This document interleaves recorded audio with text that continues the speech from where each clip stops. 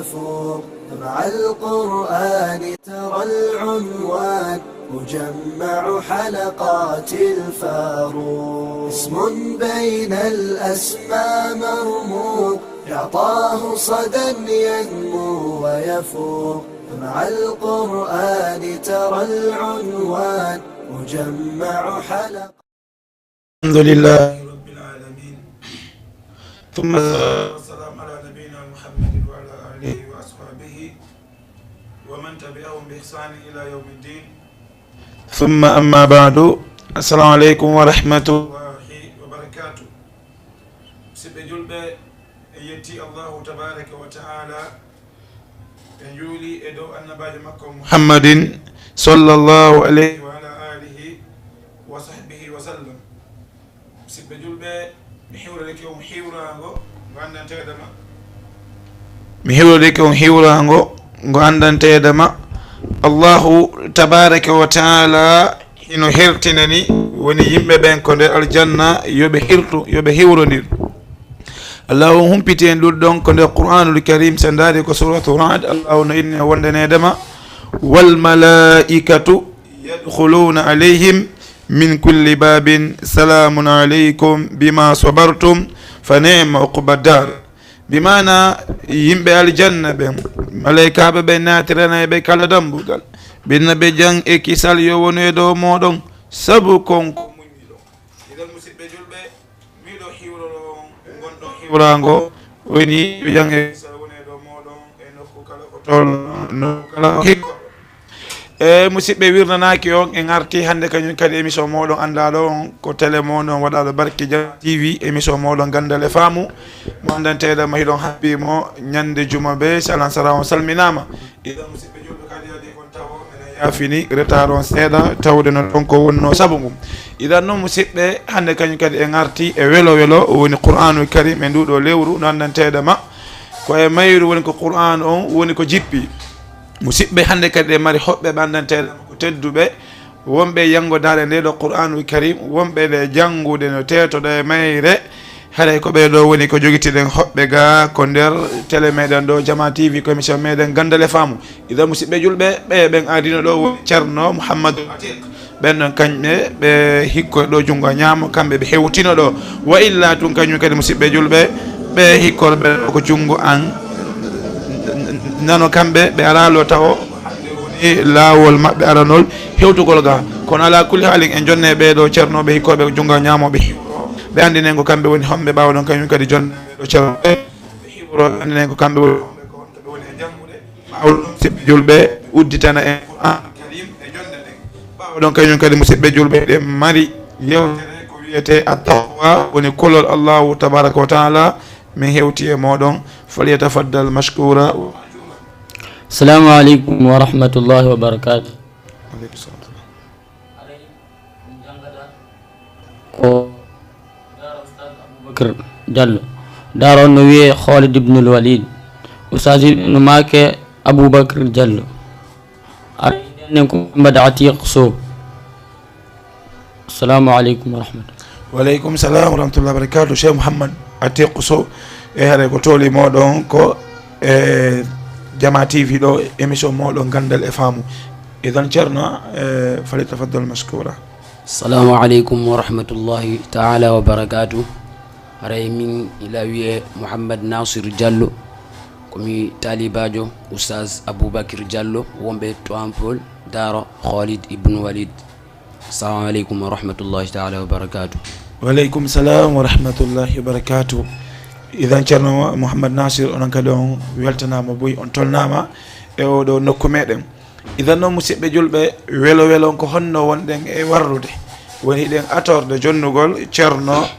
أتيقو وديتنا جندن يوغي آية القرآن الكريم باودون كان يكادي هيوتن تشرنو محمد ناصر جون إن شاء الله تبارك وتعالى. أعوذ بالله من الشيطان الرجيم. بسم الله الرحمن الرحيم. يوم يجمع الله الرسل فيقول ماذا أجبتم قالوا لا علم لنا قالوا لا علم لنا إنك أنت علام الغيوب. إذ قال الله يا عيسى ابن مريم اذكر نعمتي عليك وعلى والدتك إذ أيدتك بروح القدس تكلم الناس في المهد وكهلا وإذ علمتك الكتاب والحكمة والتوراة والإنجيل وإذ تخلق من الطين كهيئة الطير بإذني فتنفخ فيها فتكون طيرا بإذني وتبرئ الأكمه والأبرص بإذني وإذ تخرج الموتى بإذني وإذ كففت بني إسرائيل عنك إذ جئتهم بالبينات فقال الذين كفروا منهم إن هذا إلا سحر مبين. وإذ أوحيت إلى الحواريين أن آمنوا بي وبرسولي قالوا آمنا واشهد بأننا مسلمون. إذ قال الحواريون يا عيسى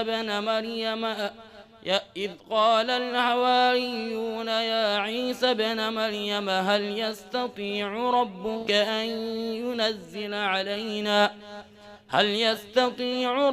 أن ينزل علينا مائدة من السماء قال اتقوا الله إن كنتم مؤمنين. قالوا نريد أن نأكل منها وتطمئن قلوبنا ونعلم أن قد صدقتنا ونكون عليها من الشاهدين. قال عيسى ابن مريم اللهم ربنا أنزل علينا مائدة من السماء تكون لنا عيدا لأولنا وآخرنا وآية منك.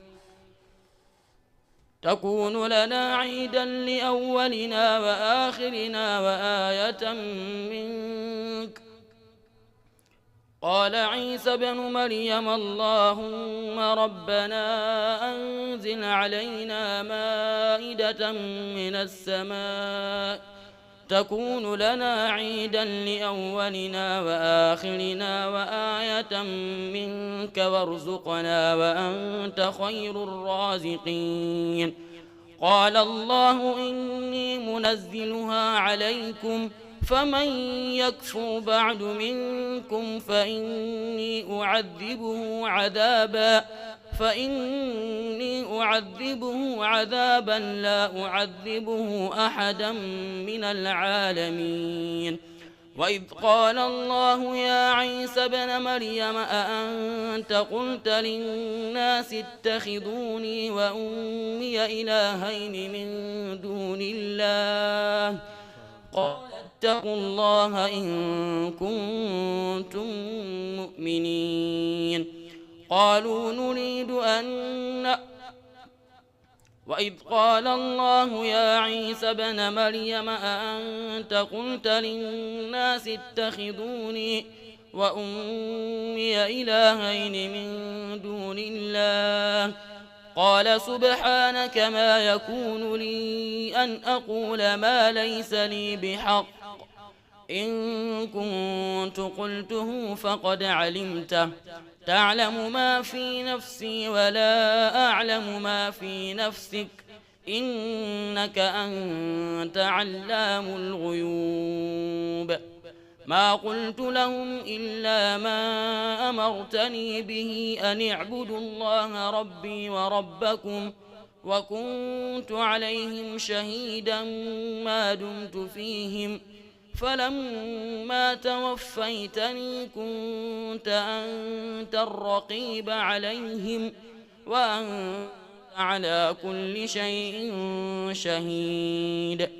إن تعذبهم فإنهم عبادك وإن تغفر لهم فإنك أنت العزيز الحكيم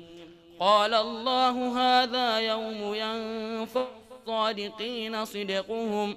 لهم جنات تجري من تحتها الأنهار خالدين فيها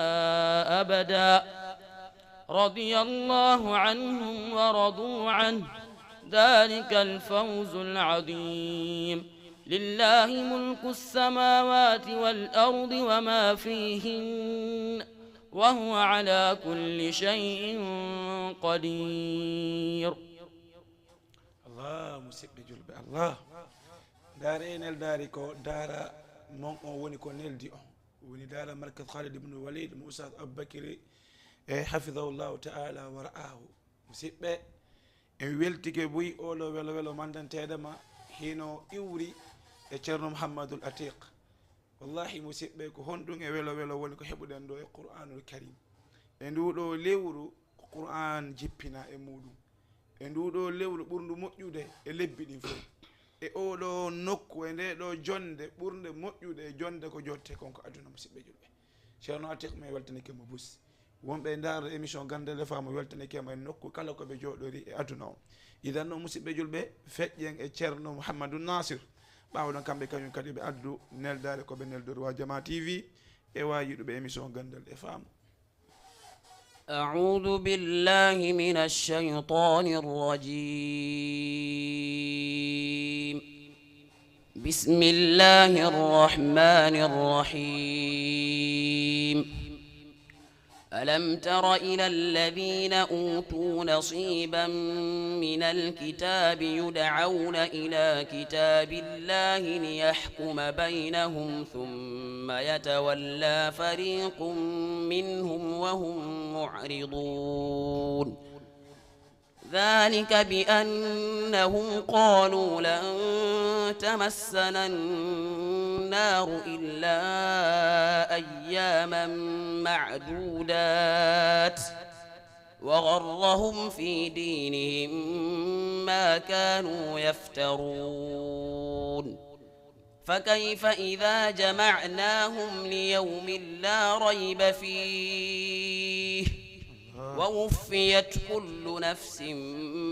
ما كسبت وهم لا يظلمون قل اللهم مالك الملك تؤتي الملك من تشاء وتنزع الملك ممن تشاء وتعز من تشاء وتذل من تشاء بيدك الخير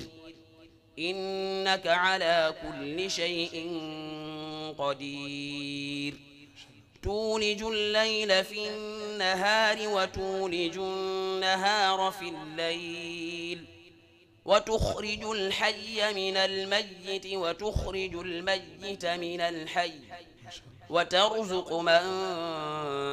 تشاء بغير حساب لا يتخذ المؤمنون الكافرين أولياء من دون المؤمنين ومن يفعل ذلك فليس من الله في شيء إلا أن تتقوا منهم تقاه ويحذركم الله نفسه وإلى الله المصير قل إن تخفوا ما في صدوركم أو تبدوه يعلمه الله ويعلم ما في السماوات وما في الأرض والله على كل شيء قدير يوم تجد كل نفس ما عملت من خير محضرا وما عملت من سوء تود لو أن بينها وبينه أمدا بعيدا ويحذركم الله نفسه والله رؤوف بالعباد قل إن كنتم تحبون الله فاتبعوني يحببكم الله ويغفر لكم والله غفور رحيم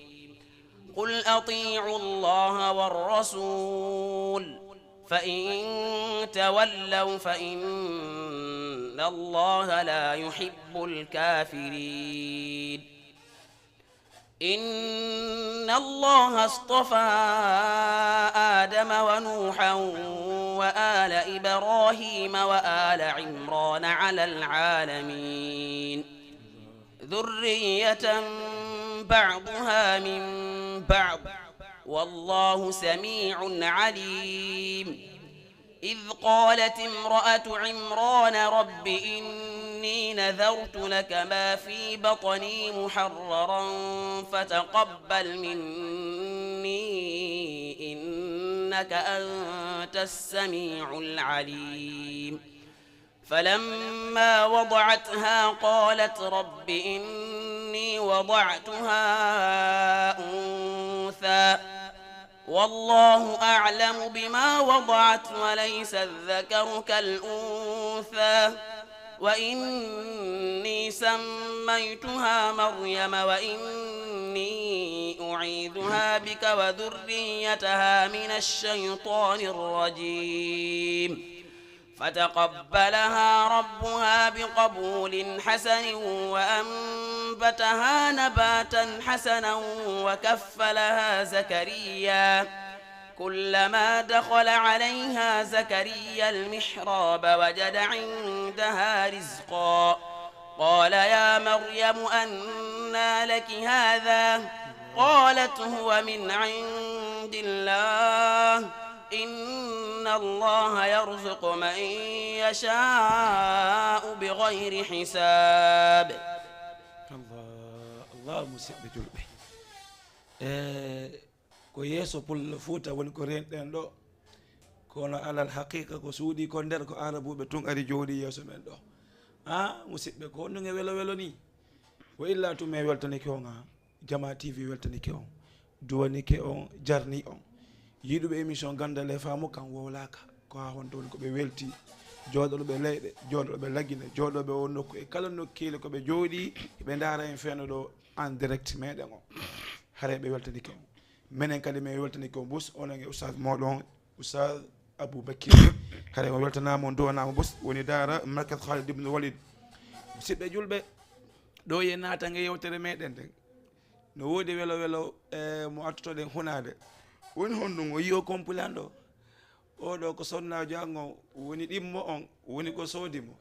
ini oustad mindinam o inni ɓorne oɗo hande ko émission moɗon min ellala inchallah hande ko ɗo mi ɓornoto nomi hewtiri ko ɗum matoto wowlude idan musidɗo wota hulu jombu ɗimmo nani ko waɗino toon sekere woy ko andantede mo sa jom mbaali ɗimmo ceerno wuren fof andata ɗum ɗon idan yewtere meɗen nde musidɓe ko honɗum woni ɗum ɗon ko ɗum woni no yowdiri kullol allahu tabaraka wa taala ɗe gandi allahu azza wa jalla no humpitengo nder qur'anul karim wondanedema illa farlugol lewru somaye e dow meɗen ko hunde wotere woni ko yen heɓu kolol allahu tabaraka wa taala ya ayuha alladhina amanu kutiba alaykum siyamu kama kutiba ala alladhina min qablikum la'allakum tattaqun idan illa farlugol korke dow meɗen ko honɗum ko yen heɓu kolol allahu tabaraka wa taala allahu noddi en ko onon yoɓeɗo gondimɓe ande de felli toon wondanedema korka farlama e dow moɗon wono fallirano noon e ɓen atiɓe on kono ko ɗum woni ella farlugol e dow moɗon korka ko yon heɓu kolol allahu tabaraka wa taala kongol kolol allahu tabaraka wa taala wallirnoɓeya ɓe wawi folude allahu inni wa alzamahum kalimata taqwa wa kanu ahaqqa biha wa ahlaha allahu tabaraka wa taala sembiniri ɓe kolol allahu tabaraka wa taala musidɗo julɗo kongol kolol allahu tabaraka wa taala nokku kala ko wonɗa wawa andude allahu tabaraka wa taala no wondi e maɗa himo renuma e gandal makko ngal fiya wawu renude hoorema e waɗɗugol bonɗi ɗin ko ɗum allahu tabaraka wa taala humpite si a hulimo tun joddima ko honɗum waman yattaqillaha yaj'al lahu makhrajan wa yarzuqu min haythu la yahtasib waman yatawakkal ala allahi fahuwa hasbu kala on hulɗo allahu tabaraka wa taala o heɓay ande tum allahu tabaraka wa taala waɗanamo yaltede o heɓay tum maapo nde allahu tabaraka wa taala waɗanamo honɗum newende o sattite tum allahu tabaraka wa taala newinanemo o faaɗinte tum allahu tabaraka wa taala yeññanamo wa man yattaqi llaha yaj'al lahu makhraja wa yarzuquhu min haythu la yahtasib nokku ka sikka allahu tabaraka wa taala no arkisama دار يم من مريم بيبي هولي الله تبارك وتعالى بلبني يوكو سورة آل إمران النبي زكريا بيناتي بإن كلما دخل عليها زكريا المحراب وجد عندها رزقا قال يا مريم أنى لك هذا قالت هو من عند الله أي النبي زكريا إن إيه مريم كهن ونده بدنيامته anda joyno ko gotu ko nde juuliɗe ɗo a ala e yaltude kono ñamete ɗo arde ɗo hewtama ɗo mariam ɗum ɗo de jibilan yummemi mariama ko honɗum jaaɓi ɓe inni ɗum ɗo koye allahu tabaraka wa taala iwri inna allaha yarzuqu man yasau kono noon ko bi gayri hisabin allah wono arakkisa kala mo faala e jeeyaɓe makko ɓen tawa ɓe tampali ɓe ligganaki hay hunde idan musidɗo julɗo siya huuli allahu tabaraka wa taala kon ɗum woni joddi muɗum wa man yattaqillaha ko yaj'al lahu makhrajan ko ngol kolol annabajo on alayhi salatu wassalam wonno yewtugol ha ɓe sappi ko ɓernde laabi tati ɓe inni attaqwa hahuna attaqwa hahuna attaqwa hahuna kulol koko ɓernde wonata kulol koko ɓernde wonata kulol koko ɓernde wonata haɗa noon wona ɓe innoɓe kulol koko ɓernde wonata ɓe wujjay kulol koko ɓernde wonata ɓe finayi ɓe fenayi kulol koko ɓernde wonata ɓe waɗe zina wona ɓe wona wiyanede dey ko ɓe anduɓe wondanedema koko woni ko nder ɓernde kon ko ɗum woni ko yaltitata e nder ɓandu ndun musidɓe julɓe ngol ɗo kulol allahu tabaraka wa taala tellement kono allahu azza wa jalla mawniniri himminiri ko wiyete kulol allahu tabaraka wa taala ko waɗi neɗɗo si tawi hulata allahu tabaraka wa taala haray on woɓɓe go inne mo ɓuri hulɓinade e allah on kono ɗum ko haalin e ko haala mo andantedema ko yewtete kono wona yo faame o no ɓuri hulɓinade allah on ko yo faami tun awa haare oɗo noon o feƴƴini o feƴƴintini ko o yeddi allahu tabaraka wa taala idan noon konngol kulol allahu tabaraka wa taala imma ko allahu azza wa jalla woni e yamirde jeeyaɓe ɓen yoɓe hulu allahu tabaraka wa taala ma an hulu allahu on ɗum ko fandi o fandi hino are muɗum ko nder qur'anul karim ayeje temeɗɗiɗi e capanɗe nayyi woni 240 aya no are muɗum ko nder qur'anul karim allahu azza wa jalla hino nodda en yen hulu allahu tabaraka wa taala e yeeɗon wonanedema goo ayeje go are hino tindina neɗɗo o yo rento o hula allahu tabaraka wa taala ko noon kañum kadi ayeje go aray e neɗɗo on hino lerɗinamo yo hulu allahu tabaraka wa taala bal ayeje go kañum kadi aray hino holla neɗɗo sa huuli allahu on ko honɗo woni joddi ko allahu azza wa jalla woni ko yoɓatama ko ɗum se daari wasuye moftandeji atiɗi ɗi e kala annabaɓe ko allahu tabaraka wa taala wasiyino annabaɓe ko yoɓe hulu allahu tabaraka wa taala allahu inni walaqad wassayna alladhina utul kitaba min qabl wa iyyakum an ittaqullaha allahu tabaraka wa taala inni walaqad dey gondi wassayna alladhina mi wasiyika ɓen homɓe utul kitaba ɓen okkanoɓe defte annabaɓe ɓen min qablikum ko adima ono muhammad e hedditiɓe ɓen wa iyyakum e onon ɗo min wasiyike ɓe atiɓe on e an kadi muhammad min wasiyike mon an e mofte maɗon on fo moɗon an ittaqullaha hule allahu tabaraka wa taala musidɓe attaqwa kolo allahu tabaraka wa taala hija an tajala baynaka wa bayna adabillahi azza wa jalla wiqayata ene ko honɗum woni kolo allahu tabaraka wa taala ɓeɗo ɓe maki wo konde ƴettata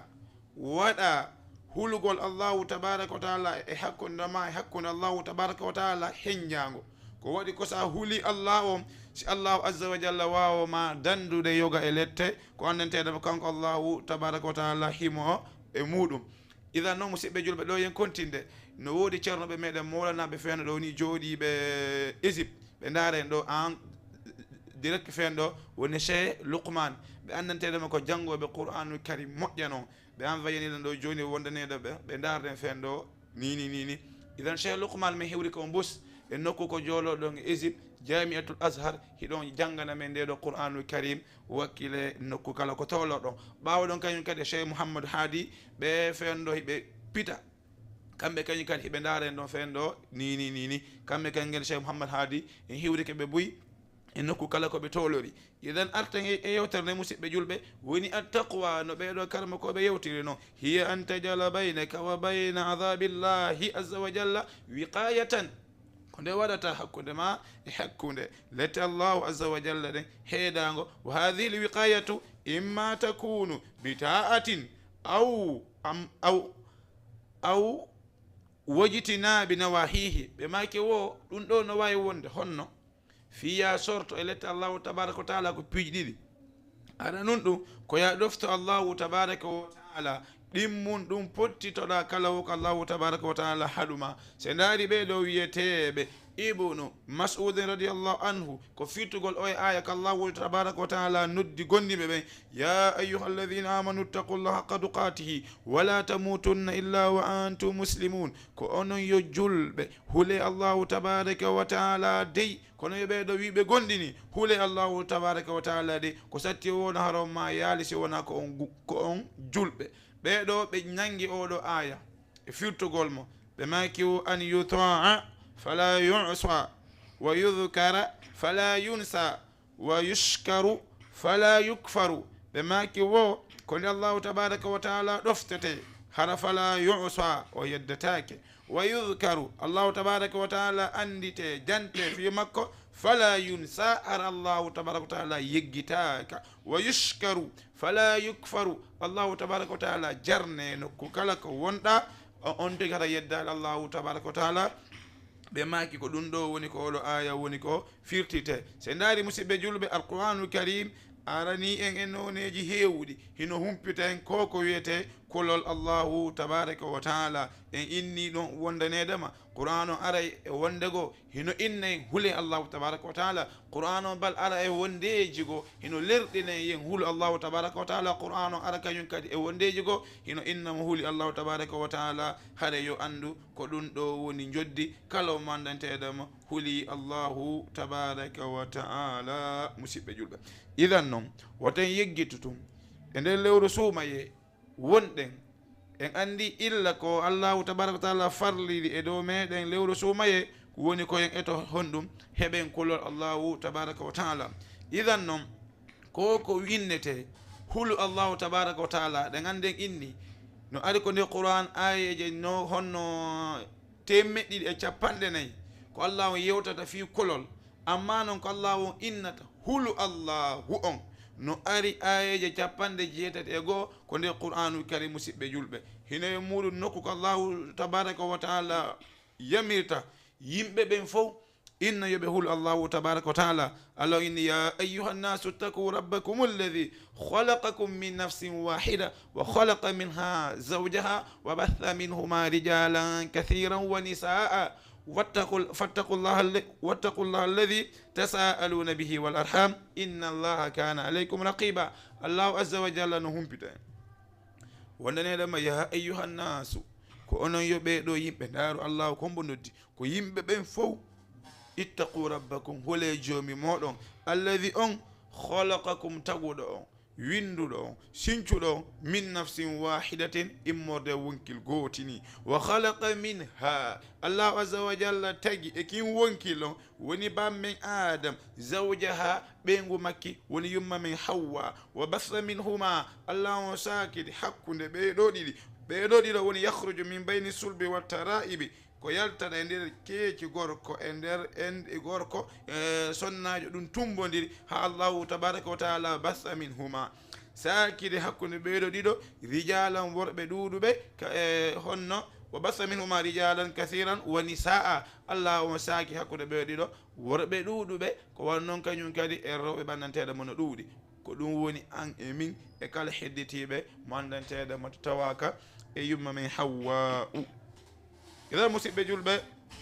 on ɗon aya en yii allahu tabaraka wa taala ko honɗum noddi gonɗinɓe ɓen bal en yiyey no keeli goo allahu tabaraka wa taala o yamire ɓeɗo gonɗinɓe kamɓe tigi yoɓe hulu allahu azza wa jalla. allahu inna wondanedema ya ayuha alladina amanu ttaqullaha haqa tuqatihi wala tamutunna illa wa antum muslimun. en yi oɗo aya nane hawri e makko, kono ɗo ko yen andu wonnedem allah kombo noddi ko ɓeɗo gondimi allahu azza wa jalla noddi yoɓe hulu allahu tabaraka wa taala ko satti wo haraɓe ma yaali si wona koɓe gonɗinɓe allahu tabaraka wa taala. bal en yeeyi ayeje goo allahu tabaraka wa taala hino yamira muhammadin sallllahu alayhi wa sallam yoɓe hulu allahu tabaraka wa taala. allahu tabaraka wa taala inni ya ayuha nabi يتق الله ولا تدع الكافرين والمنافقين إن الله كان عليما حكيما. سبحان الله. وسيب دارو النبي صلى الله عليه وسلم ko kamɓe woni atqa nnas, ko kamɓe ɓuri hulude yimɓe ɓen fof. kono allah wo noddi ɓe inni ya ayuha nabiyu ttaqillah, an yu annabajo hulu allah on. ɗen andi ɗum ɗo ko honɗum nanitata nokku allah on innonoɗon ya ayuha alladina amanu aminu. naarude allah inni ya ayuha alladina amanu aminu, ko onon yo gonɗinɓe gonɗine. subhanallah. est ce que en faami ya ayuha alladina ko onon yo gonɗinɓe ya ayuha alladina amanu ko onon yo gonɗinɓe aminu gonɗine. sen firtiri ɗon haɗe no manki ko yen inno hon ɗum ya ayuha alladina amanu ko onon yo gonɗinɓe aminu ay uthbutu alal iman, tabite e dow gonɗinal. on tuma sare faminika ko waɗi siko so allah o noddiriɓe gonɗinɓe o wi kañum kadi gonɗine ɓawo nde o inniɓe gonɗinɓe. est ce que haray firtike o we ko waɗi heɓugol gonɗinal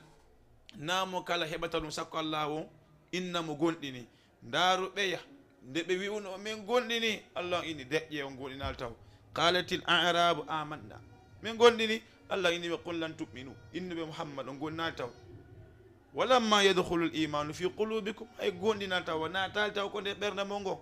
acce on gonɗinal taw walakin qulu aslamna, wiye min jebbilike tum nahnu muslimun komin julɓe. ɗon andi farqani aw shattani no sirti hano woni hakkude muslimun e mu'minun. ɓeɗon inchallah inni ɓe ya ayuha alladina amanu kono yo gonɗinɓe aminu gonɗine hare in dalla hadha huwa l ithbatu ala l iman. ɗum noon ko woni e tindinde koye on dogi tabito e dow dina kam. e yi noon allah wo noddiɗo annabajo sallllahu alayhi wa alihi wa sahbihi wa sallam ya ayuha nabiy ittaqillaha, ka an yo annabajo on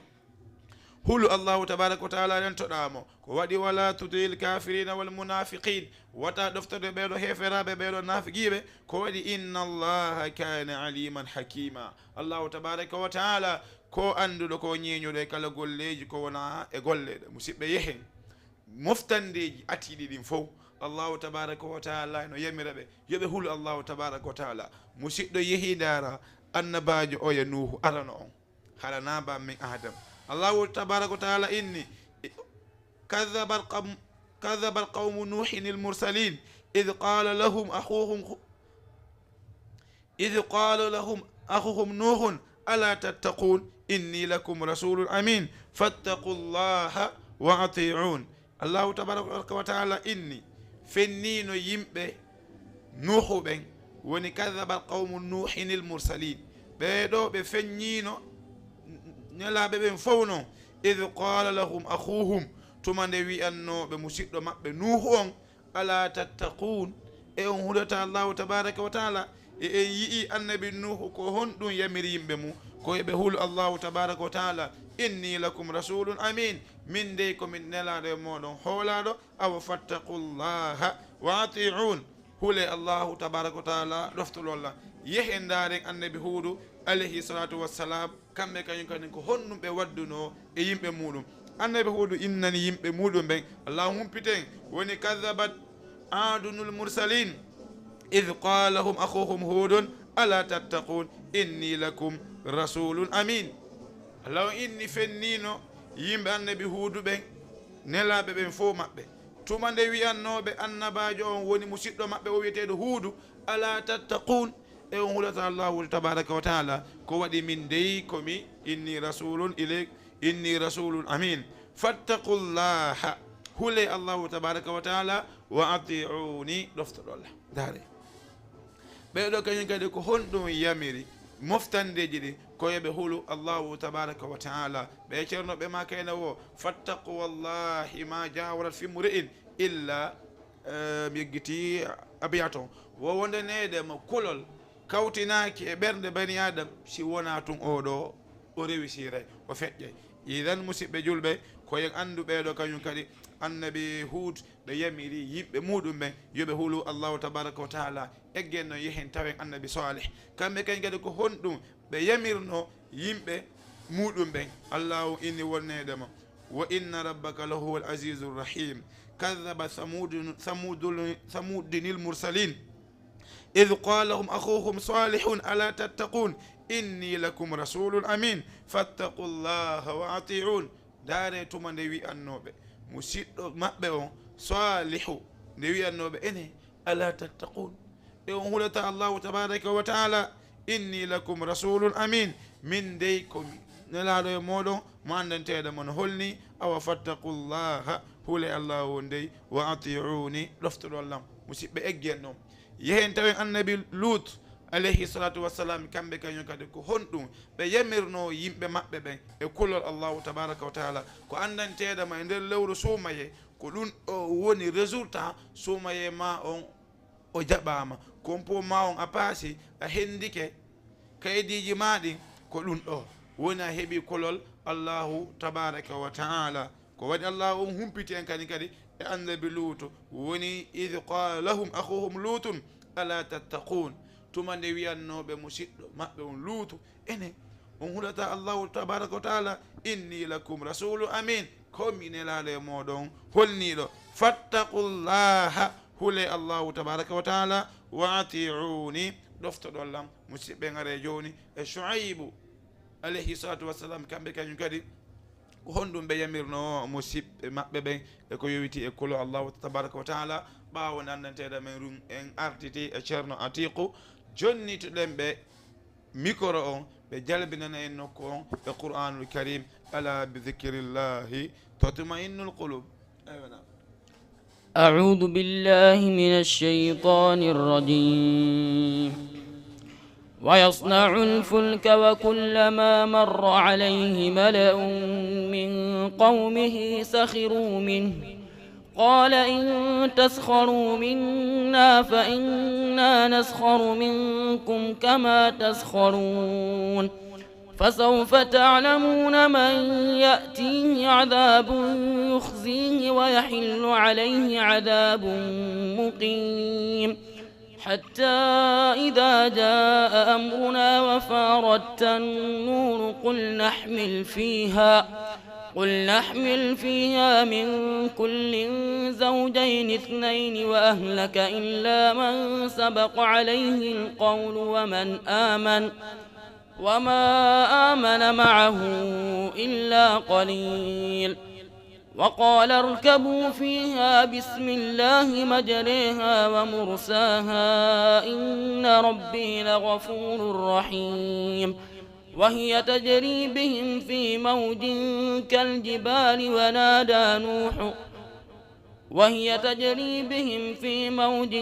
كالجبال ونادى نوح ابنه وكان في معزل يا بني اركم معنا ولا تكن مع الكافرين قال سآوي إلى جبل يعصمني من الماء قال لا عاصم اليوم من أمر الله إلا من رحم وحال بينهما الموج فكان من المغرقين وقيل يا أرض ابلعي ماءك ويا سماء أقلعي وغيض الماء وقضي الأمر واستوت على الجود وقيل بعدا للقوم الظالمين ونادى نوح ربه فقال رب إن ابني من أهلي وإن وعدك الحق وأنت أحكم الحاكمين قال يا نوح إنه ليس من أهلك إنه عمل غير صالح فلا تسأل ما ليس لك به علم إني أعظك أن تكون من الجاهلين. ما شاء الله ما شاء الله شيء عتيق. نعم بجلب بناني نكو القرآن الكريم إذا هيوتو جوني شيخ محمد الناصر كم كان يكذب هيوتنا. أعوذ بالله من الشيطان الرجيم. بسم الله الرحمن الرحيم. فكذبوه فإنهم لمحضرون إلا عباد الله المخلصين وتركنا عليه في الآخرين. سلام على الياسين إنا كذلك نجزي المحسنين إنه من عباد المؤمنين وإن لوطا لمن المرسلين إذ نجيناه وأهله أجمعين إلا عجوزا في الغابرين ثم دمرنا الآخرين وإنكم لتمرون عليهم مصبحين وبالليل أفلا تعقلون وإن يونس لمن المرسلين إذ أبق إلى الفلك المشحون فساهم فكان من المدحضين فالتقمه الحوت وهو مليم فلولا أنه كان من المسبحين للبث في بطنه إلى يوم يبعثون فنبذناه بالعراء وهو سقيم وأنبتنا عليه شجرة من يقطين وأرسلناه إلى 100,000 أو يزيدون فآمنوا فمتعناهم إلى حين فاستفتهم ألربك البنات ولهم البنون. ما شاء الله ما شاء الله. هذا وبلتنا وبس أندونام مسيب بجلبة هيجوني هيدين وندي شيخ لقمان ببندن تيدا مكو شرنو بميدن بندن تيدا من وكيل ولو القرآن الكريم شيخ لقمان بجولني وني هونتو ها اندي دو ليد اذيب ويتيدي جامعة الأزهر بندن تيدا ما هيدن ولتوري بنو موجة إن شاء الله تبارك وتعالى اشتي الله هدري بندارني بإميشن بندن تيدا ما بجودو تتون جودو دنگا invité mbeɗo yiɗuɓe émission gandal e faamu harano heɗo dande cheikh Lukman e nokku ko ɓe jooɗori toon e Mauritanie wallahi musidɓe julɓe son andi ko kamɓe woni homɓe immorde welo welo qur'anul karim ko Allah on okkiɓe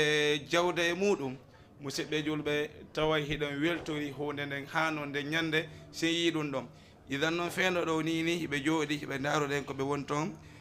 en direct idan cheikh Lukman min inna on inchallahu yawman ma hibilane men hare men hewti ko invité golon ko émission meɗen inchallah barakallahu fikum hare no ɓawɗon kañum kadi min weltani ko mbuy cheikh Mouhamadou Atiq men duwani kew min jarni o mbuy yo allahu tabaraka wa taala honno cheikh Mouhamad Nasir yo allahu ɓeydu gandal ngal julna balɗe ɗen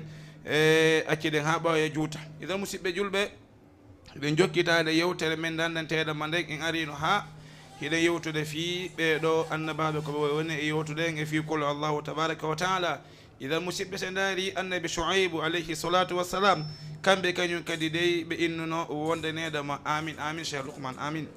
ɓeɗo ɓe innude wondenedema id qala lahum Shuaibu ala tattaqun allah inni tumande wiyannoɓe annabi Shuaibu ene on hulata allahu tabaraka wa taala inni lakum rasulun amin min dey ko nelaɗo e moɗon holniɗo fattaqullaha wa ati'un hule allahu tabaraka wa taala ɗoftoɗon lam idan en yi musidɓe kañum kadi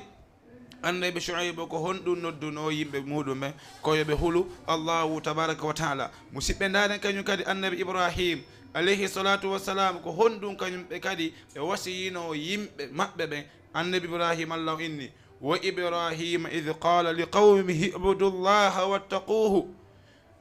wattaquhu dhalikum khayrun lakum in kuntum ta'lamun allah inni e Ibrahima kañum kadi tuma nde o wi'anno yimɓe makko ɓen اعبدوا الله روي الله تبارك وتعالى واتقوه هلون الله تبارك وتعالى رنتدوم أندون ذلكم خير لكم إن كنتم تعلمون باودون دون كدوم بوري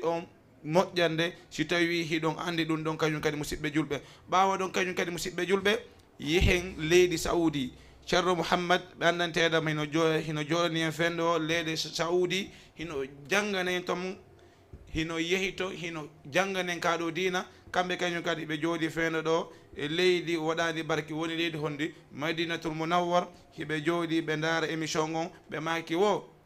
ɓe weltanike en wondanede mo yen kontin émission on ɓe torike yallah on nabumo yeeso o yallahu tabaraka wa taala yanñi mo hewtinamo nokkeli ko hewtali amin amin ceerno mouhammad ɓeɗo kañ kadi ko ceernoɓe meɗen ɓandanteɗe mono jowɗi saoudi rowani ko minen wonno e janggude nokku gotu kono hikka ɓe wonti ceernoɓe amen ɓe accimen ɗo ɓe yeehi e ndiya leydi wiyetendi makkatul mukarram nde andanteɗema goto kala e meɗen hino yeeli hewtoygol ton e ndiɗo leydi idan cheikh mouhammad onon kadi on weltanama on duwanama jarnama e nokku ko hiwro ɗon ɗon ko hikko ɗon ɗon kañum kadi musidɓe faamen noon annabi ibrahim ko honɗum wasiyino yimɓe muɗum ɓen ko yoɓe huul allahu tabaraka wa taala allah inni wa ibrahima id qala li qawmihi ibudu llaha wattaquhu wa atiun allahu inni annabi ibrahima de nde wiyanno yimɓe muɗum ɓen rewi allahu tabaraka wa taala wattaqu hulonmo dhalikum hayrun lakum in kuntum talamun si on hulimo de ko ɗum ɓuuri on moƴƴande kono noon ko si ɗon ande musidɓe daaren annabi ilyas alayhi salam kamɓe kadi ko honɗum ɓe wiyannoɓe ɗo yimɓe maɓɓe allahu inni wa inna ilyasa la min al mursalin ilyasa dey ko e nenaɓe ɓen o jeeya id qala li qawmihi ala tattaqun to mani annabi ilyasa wiyanno yimɓe muɗum ɓen ene en hulata allahu tabaraka wa taala annabi isa alayhi salatu wassalam kadi ko honɗum wiyanno yimɓe muɗum ɓen ɓe maki wo ومصدقا من غونغيني لما بين يدي كونكوني يسوع من التوراة إمود التوراة وحل لكم من دجننا بعض الذي حرم عليكم يوغا إن هون نندن تيدا محرمنا ما يدو مودو كوننا وجئتكم من أدني بآية آية من ربكم نيولك جومي مودو فاتقوا الله هلي الله تبارك وتعالى وأطيعوني لفتر الله إذا المسيب بجول به eyi annabaɓen fof ko allahu tabaraka wa taala ati noddude yo hulumo ko yimɓe ɓen fof ɓawo ɗon allahu tabaraka wa taala noddi gonɗinɓe ɓen wi yoɓe hulumo ɓawo ɗon allahu tabaraka wa taala wasiyi ɗum ɗon annabaɓe ɓen yoɓe hulumo ɓawo ɗum ɗon kañum kadi allahu tabaraka wa taala noddi annabi nuhu yamiri yimɓe mum yoɓe hulu annabi ibrahima yamiri yimɓe mum yoɓe hulu annabi ilyasa yamiri yimɓe mum yoɓe hulu annabi isa yamiri yimɓe mum yoɓe hulu annabi huudu yamiri yimɓe mum ɓeɗo fof yoɓe hulu allahu tabaraka wa taala hiɓe yamira ɗum yimɓe muɗum idan musidɓe julɓe en yiyay sha'anu mawnugol nde ɗo fiyake wiyetede kolol allahu tabaraka wa taala musidɓe julɓe yallah okkoren konko ɗaɓɓa e nder lewru sumaye woni kolol kutiba aleykum siyamu kama kutiba ala alladhina min qablikum la'allakum tattaqun fiyon heɓu kolol allahu tabaraka wa taala idan no musidɓe julɓe yewtere meɗen nde no heddi kono waktu on ɓiƴi en alwaktu da hamana musidɓe julɓe waktu on ɓiƴi en ha ɗum ɗon en wawata jokkitade ko heddi ko so tawi allah woni hoddiri yontere hande en heɓu hettade muɗum inchallahu tabaraka wa taala en gayni toyto nde maɗum dawra en yewtere go idan noon ko honɗum heddi ko ombirgol jonde nden e qur'anul karim jalbingol jonde nden acca ɗo no jalbisal yehen hote musidɓe julɓe tuɗe noppi dhalika liman kana lahu qalbun aw alqa sam'a wa huwa shahid musidɓe julɓe heɗite ceerno atiqu أعوذ بالله من الشيطان الرجيم إن الذين قالوا ربنا الله ثم استقاموا تتنزل عليهم الملائكة ألا تخافوا ولا تحزنوا وأبشروا بالجنة التي كنتم توعدون نحن أولياؤكم في الحياة الدنيا وفي الآخرة ولكم فيها ما تشتهي أنفسكم ولكم فيها ما تدعون نزلا من غفور رحيم ومن أحسن قولا ممن دعا إلى الله وعمل صالحا وقال إنني من المسلمين ولا تستوي الحسنة ولا السيئة ادفع بالتي هي أحسن فإذا الذي بينك وبينه عداوة كأنه ولي حميم وما يلقاها إلا الذين صبروا وما يلقاها إلا ذو حظ عظيم وإما ينزغنك من الشيطان نزغ فاستعذ بالله إنه هو السميع العليم ومن آياته الليل والنهار والشمس والقمر لا تسجدوا للشمس ولا للقمر واسجدوا لله الذي خلقهن إن كنتم إياه تعبدون فإن استكبروا فالذين عند ربك يسبحون له بالليل والنهار وهم لا يسأمون صدق الله العظيم. ما شاء الله ما شاء الله. en weltinike boy Ceerno Atiq yalla ɓeyɗo gandal ngal julna balɗe ɗen aywa nam Cheikh Mouhammad Nasir aywa nam. بسم الله الرحمن الرحيم الحمد لله رب العالمين الرحمن الرحيم مالك يوم الدين إياك نعبد وإياك نستعين اهدنا الصراط المستقيم صراط الذين أنعمت عليهم غير المغضوب عليهم ولا الضالين والذين تبوأوا الدار والإيمان من قبلهم يحبون من هاجر إليهم ولا يجدون في صدورهم حاجة مما أوتوا ويؤثرون على أنفسهم ولو كان بهم خصاصة ومن يوق شح نفسه فأولئك هم المفلحون والذين جاءوا من بعدهم يقولون ربنا اغفر لنا ولإخواننا الذين سبقونا بالإيمان ولا تجعل في قلوبنا غلا للذين آمنوا ربنا إنك رؤوف رحيم ألم ترين الذين نافقوا يقولون لإخوانهم الذين كفروا من أهل الكتاب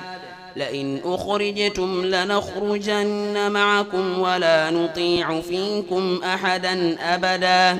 وإن قوتلتم لننصرنكم والله يشهد إنهم لكاذبون صدق الله العظيم. ما شاء الله. Ceerno Mouhammad Nasir mi weltani ko buyi woni jangir manden tele ko qira'atan ra'i'a wa mumti'a allati talinul qulub jande nanden tele ko Allah indi kon tun suratu anfal woni gondimbe ben si tawi ben nande qur'an on no jangede wajilat qulubuhum aye berde den kisan hoyi fen do no la andi berde jallo yettobe berde yette jallobe dulbe fen do no hoyi be kambe kanse be nani qur'an on tawe machallah ɓerɗen hoyi machallah kono noon lan andi ɗum ɗon ko yetta bayo yetta jallo sowo fof si nani qouran on ɓerde nden hoyay idan musidɓe julɓe ko ɓe ɓandantedema hino noddudelam woni lando fi dara an on si tawi miɗo joɓi ƴettude jiwɓe eywanam ko non woniri miɗo ƴettude jiwɓe kono noon mi ala ɓe yaltinde ko vidéo ji an ko won noon kañum kadi miɗo ƴettude worɓe amma ko jangete kon ko porte on e anglais on e informatique on fen ɗo ko ɗum wona jangede ko dara ton haray noon sa faalama la noddude en udditay woni fi ƴettugol pay koy si lewru noon suwo en udditay woni fi ƴettugol pay koy si tawi lewru suumaye juulama ko ya noddan e numéro an o 77 783 66 50 77 783 66 50 si tawi a faalama yen humpodir e muɗum aywa nam yer ono ɓe wonnoɓe lan landade si tawi mi ƴetta juuɓe simi ƴettata on ala yiwde naada vidéo ji hande juuɓe toon ko tawde ko juuɓe ko ɗum waɗi simi ala naadude joni noon tawmi ko noddi kon leyno ɗuuɗi yomi waɗu vidéo goto après ko ɗo mi ƴettata mi jonnawa mo fi kala humpanoɓe heeɗito fal ilmu indallah idan noon musidɓe julɓe eɗen onbude jonde nde ko on ɗum wonden ombirde jonde nde so tawi allahu tabaraka wa taala hoddiri en fotte ɗo e yontere hande nde ɗo leere kono ɗo yen ombude jonde nden e jonde nayyi se atiku konngol sakkitiɗi ɗi eywa nam haray ko on ɗum woni ko jogiteɗo. assalamu aleykum wa rahmatullah. haɗa min jarni on moƴƴa min duwaniki on allah waɗu duɗal ngal barke allah ɓantu fimagal ngal yaara yeeso haɗa min duwanike ɓe wonɓe men e sifugol fof allah jaɓa min suumayi on jamana fof alayhi wassalam. eywa nam idan cheikh mouhamadou nasir onon kadi konngol sakkitiɗi. assalamu aleykum wa rahmatullahi taala wa barakatu. haɗa yetti allahu subhanahu wa taala ko jonni en balɗe cellal han o holli en nduɗo lewru suuma e ara en komi wattata ɗon mi jarni on fof vraiment mi jarni on mi jarni karamo ko an oustaz aboubacry mi jarni ɓe fof on weltanama. assalamu aleykum wa rahmatullahi taala wa barakatu. waleykum salam wa rahmatullahi wa barakatu. idan min jarni on onon kadi ceerno mouhamad atiq ceerno mouhamad nasir min jarni kañum kadi oustaz mawɗo on woni oustaz aboubacry joguitiɓe daara on tiwawan peul markaz khalid ibn walid ɓeɗo kañum kadi ɓe dowana ɓe jarna ɓe weltana e nokku kala ko ɓe jooɗori. idan noon musidɓe julɓe kala wo ko yiwɗon feƴƴi e émission o tawi hino yaari laawol no iwri allahu tabaraka wa taala kala wo ko yiwɗon émission on immorde faljere no jangirte feggagol e ɗengal faljugol no firrite ɗum ɗo fof no iwri e on togi kala wo ko yiwɗon gata e walanaki on haɗay no iwri e bani adama tawde bani adama on timma nokku ko allah o inni en ɗon wama utitum min al ilmi illa qalilan on kolaka e ganda si wona seeɗani ko yalkun ɗon seeɗa wonɗen e etade yottingol inchallahu tabaraka wa taala aqulu ma tasma'un min aldhikri wal ayati wa sallallahu wa sallim ala nabiyina muhammadin wa alihi wa sahbihi wa sallam. assalamu aleykum wa rahmatullahi wa barakatuh. اسم بين الأسماء مرموق يعطاه صدى ينمو ويفوق مع القرآن ترى العنوان مجمع حلقات الفاروق. اسم بين الأسماء مرموق يعطاه صدى ينمو ويفوق